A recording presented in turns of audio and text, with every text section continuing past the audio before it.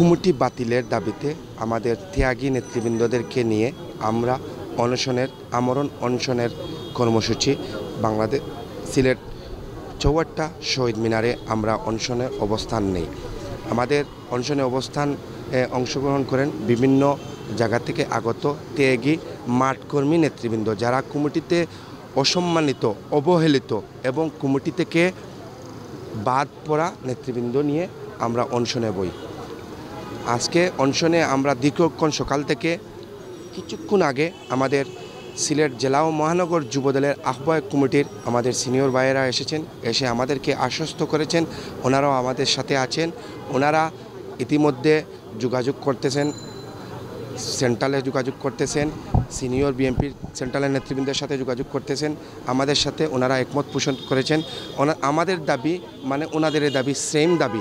ওনারা আমাদের সাথে একমত পোষণ করে বলেছেন, যদি এই দাবি মানা না হয় তাহলে আগামীতে যেরকম কর্মসূচি, যত ধরনের কর্মসূচি আসবে সব ধরনের কর্মসূচিতে ওনারা আমাদের সাথে কাঁধে কাঁধ মিলিয়ে অতীতে যেরকম আমরা ওনাদের সাথে কাঁধে কাঁধ মিলিয়ে আন্দোলন সংগ্রাম সফল করেছি, ওনারা আজকেই কথা দিয়েছেন ওনাদের প্রতি আস্থা এবং বিশ্বাস আছে বলেই আমরা অনশন আজকে আমরা ভাঙছি। আমার নাম ফাহিম আহমদ, সাবেক ছাত্রনেতা। বর্তমান যুবদলে আমাকে অসম্মানিত করে স্বসাংগঠনিক রাখা হয়েছে। আমি এই সাংগঠনিক গ্রহণ করি নাই, আমি প্রত্যাখ্যান করেছি সাংগঠনিক। মেন কারণ হচ্ছে গত 18 তারিখে আমাদের সিলেটে যুবদল একটা কমিটি ঘোষণা করা হয়েছে। আমরা কেউ এটা জানি না তারা যেটা করেছে, এবং এটা একটা সিলেটের যুবদলের জন্য একটা কালো অধ্যায়। এবং এটাতে যে কমিটি করা হয়েছে এখানে সঠিক মূল্যায়ন হয়নি যারা তৃণমূলের রাজনীতি করে তাদের, এবং এখানে আওয়ামী লীগের লোক এখানে ঢোকানো হয়েছে কমিটিতে, ব্যবসায়ীদের ঢোকানো হয়েছে কমিটিতে।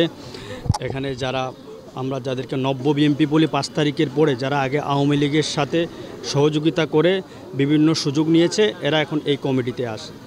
এবং আমাদের কথা হচ্ছে এই কমিটি যেহেতু আওয়ামী লীগের লোক ঢুকেছে এবং যারা আন্দোলন সংগ্রামে ছিল না তারা যেহেতু এসেছে, তার মানে এটা বাণিজ্যিক কমিটি হয়েছে।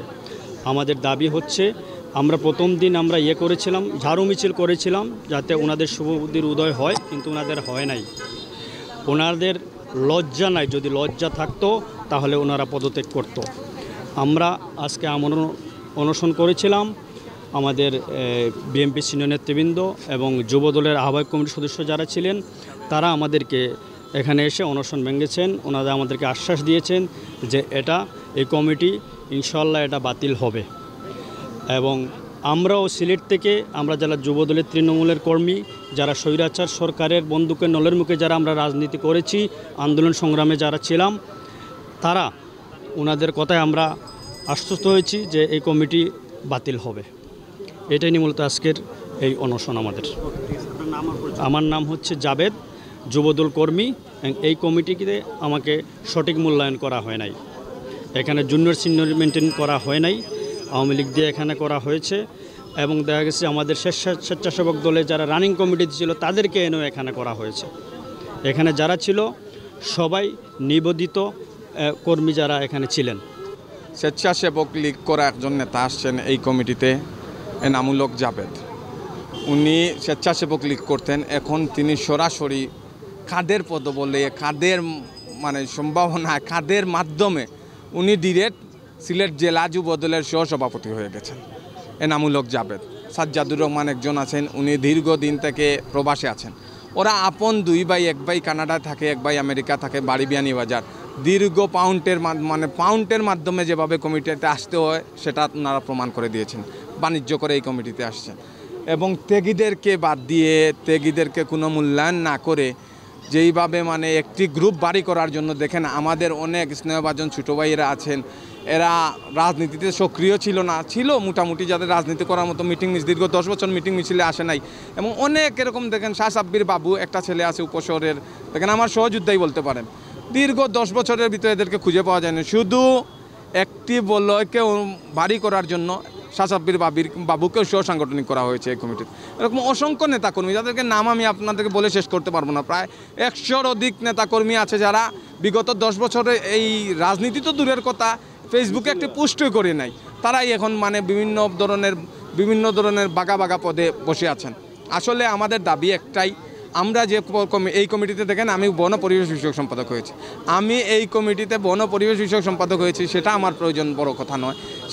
সেটার জন্য আমাদেরকে যে উপরে নেওয়ার জন্য বা আমাদেরকে আপডেট করে কোনো কিছু দেওয়ার জন্য, সেটার জন্য আমরা রাজপথে আন্দোলন করছি না। আমাদের কথা হলো এই যুবদলকে বাঁচাতে, এই আওয়ামী লীগ, স্বেচ্ছাসেবক লীগ ত্যাগীদের বাদ দিয়ে যাতে এই যুবদল নষ্ট না হয়, সেজন্য আমরা রাজপথে কর্মসূচি করছি।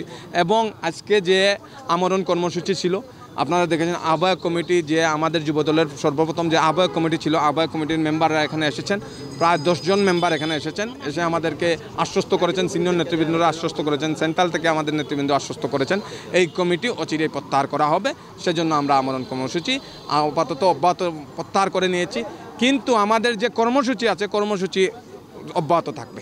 এই সিলেট জেলা যুবদলের সংগ্রামী সেক্রেটারি মকসুদ আহমেদ, দেখেন বিগত কিছুদিন ওনার চলাফেরা কীরকম ছিল। বিগত এই 5 তারিখে, এরা তো আন্দোলনে তো বহুত দূরের কথা, এই যে 28শে অক্টোবরের পর থেকে 5 আগস্ট পর্যন্ত এদেরকে তো আন্দোলনে বহুত দূরের কথা খুঁজে পাওয়া, এদের দেখাই যায় নাই।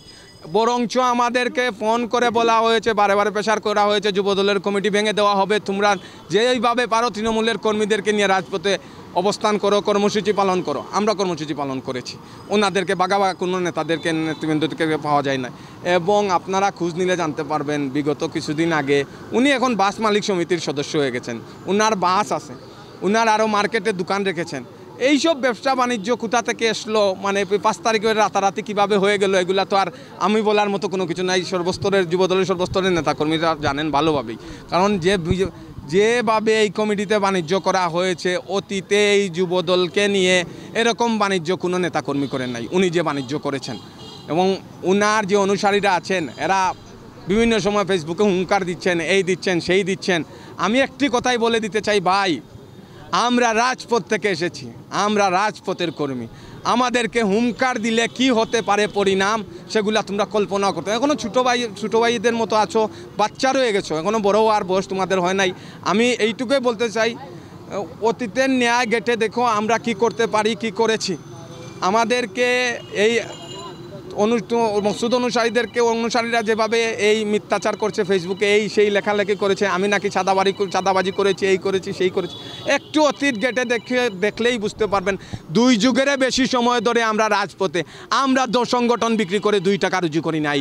আমরা নিজের বাপের শত হাজার লাখ টাকা খরচ করে আজকের এই অবস্থানে এসেছি।